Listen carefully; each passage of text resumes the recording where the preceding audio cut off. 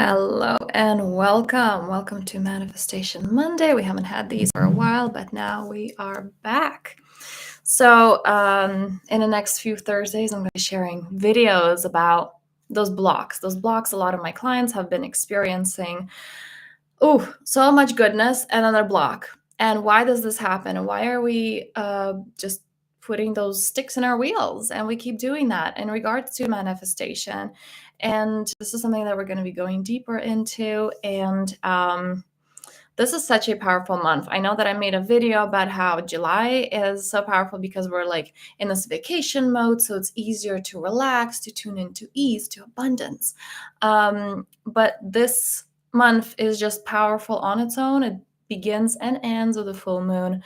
We had the Lion's Gate on August 8th. We had incredible, just wild new moon energies last week. A lot of people have been feeling this, whether it's been massive shifts, whether it feels like, something that I overcame a long time ago came back right now. What the hell?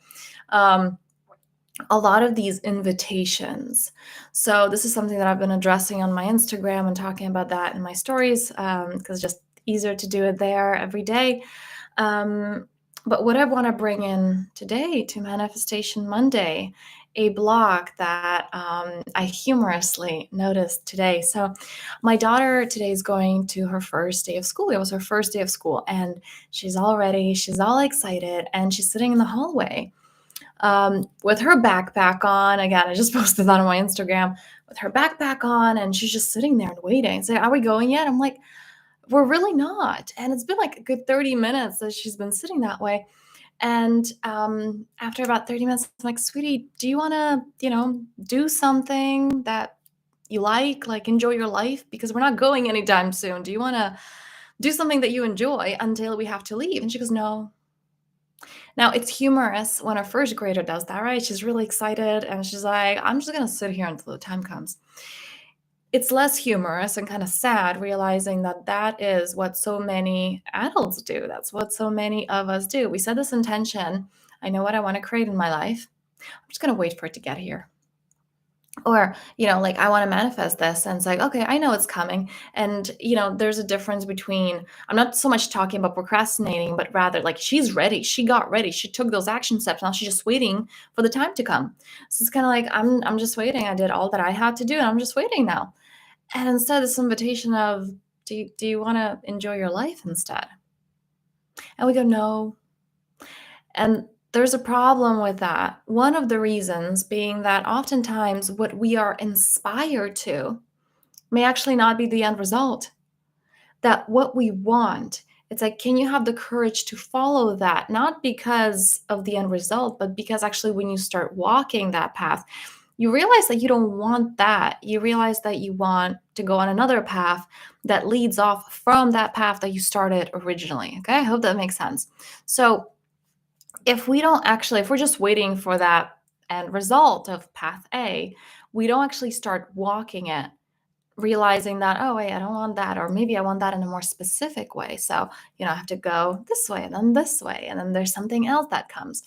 So we're putting ourselves in a box when we're not leaving space for co-creation. We're not leaving space for life to come in and for us to discover, to be more specific about what we want, to be more precise. So again, it was just so humorous until, it wasn't, realizing that like that's literally what a lot of people do. It's like, okay, I'm ready. And that's it. And the second point to this is that the end result, right? Like my daughter today, she's like, I just want to be in school.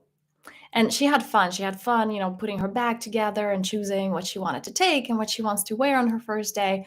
And yeah, there's that. But it's not just, this is what we do because so many of us just get locked into, right? Okay, this is the focus for this quarter. And they actually say, right, successful people set those targets per quarter. And this is most definitely something that we do in the membership. I'm a strong believer in this. In the Powerful Self membership, there's going to be a link, by the way, if this is something that you want to check out. So absolutely that, right? It's like we want to focus on one target so that we can actually achieve it during that quarter or month or week or whatever. However, when we stop seeing the rest of life because we're so focused on that thing, tunnel vision, we're not living.